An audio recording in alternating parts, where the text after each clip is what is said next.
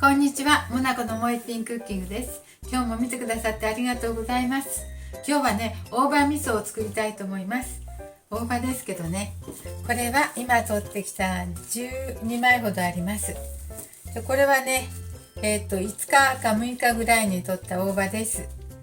これをね、この根っこの方っていうか切った方ね、こちらの方をね、ティッシュ、水につけたティッシュをね、こうやって巻いてですね、ゴムで縛って、でラップにくるんでおくんですよ。こうやってラップに密封してね。そしたらね、持ちますね。日持ちしますね。それでまだ全然青々とした、これでもう5日ぐらい経つ大葉ですけど、これ12枚とこの今取ってきた大葉12枚、根っこの方がねちょっと古いのは少しだけ茶色っぽくなってますね。茎のね根元の方、これは今のです。この大葉をね12合計24枚くらいの大葉をね切りますね。刻みますよ。大葉味噌を作りますけど、刻んでいきたいと思いますね。よく洗いましたよ。そして水を落としましたね。はい、この茎の部分を切って、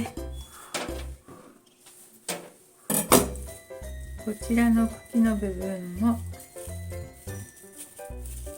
こっちはないわ。そして刻んでいきたいと思います。どうやって刻めばいいでしょうか。どうやって刻むのかな。よし、ちょっと巻いて刻みましょう。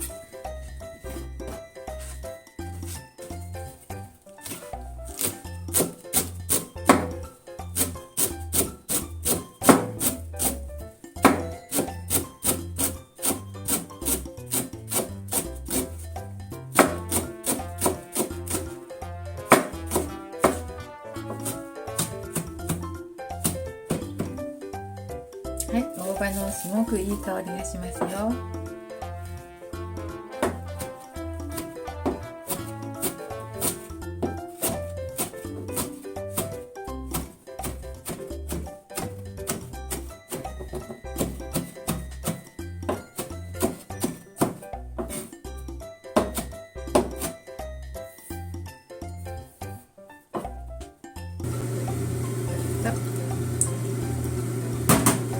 ごま油を大さじ1杯ぐらい入れました。しそ入れます。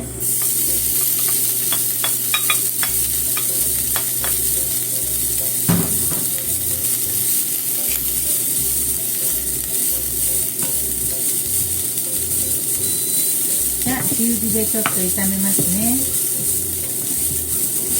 調味料を混ぜていきたいと思います。これ味噌大さじ4杯取りましたよ。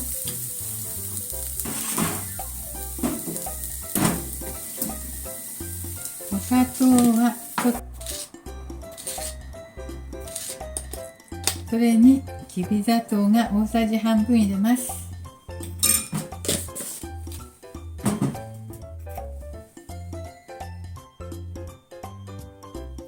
そしてあとはみりんを大さじ3杯ほどかな。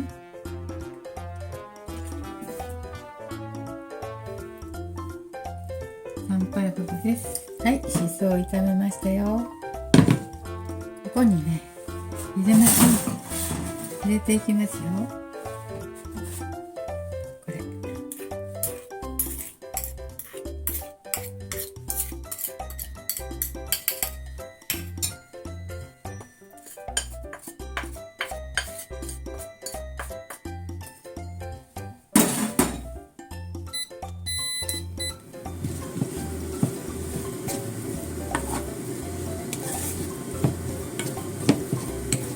そしてまた中火で炒めましょう。になりました。水分がちょっとなくなってきましたね。なのでもういいかと思います。これにね、好みで唐辛子とかごまとかね入れてもらっても大丈夫ですよ。はい、これをねできました。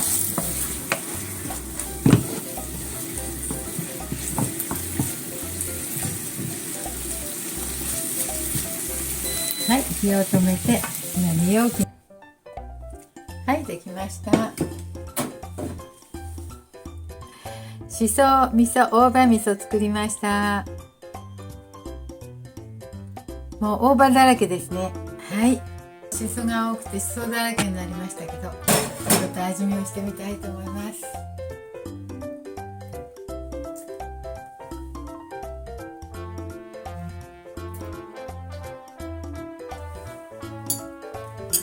ご飯にね乗せて食べるととても美味しいと思います。